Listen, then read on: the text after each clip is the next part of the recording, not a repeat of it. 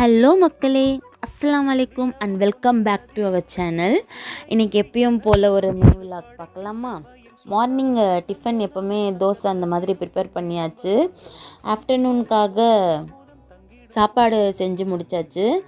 இன்றைக்கி முருங்கைக்காய் போட்டு சிக்கன் கிரேவி மாதிரி செஞ்சுட்டு ஒயிட் ரைஸ் மாதிரி வச்சுட்டேன். இது குட்டீஸ்க்கு ரொம்ப பிடிக்கும். அதாவது வெஜிடபிள் சாப்பிடாத குட்டீஸும் கண்டிப்பாக இந்த மாதிரி ப்ரிப்பேர் பண்ணி கொடுத்தா கண்டிப்பாக வெஜிடபிள்ஸ் கண்டிப்பாக சாப்பிடுவாங்க. ஸோ எல்லா ஒர்க்குமே எப்பயும் போல் ஷாப்புக்கு கிளம்பியாச்சு.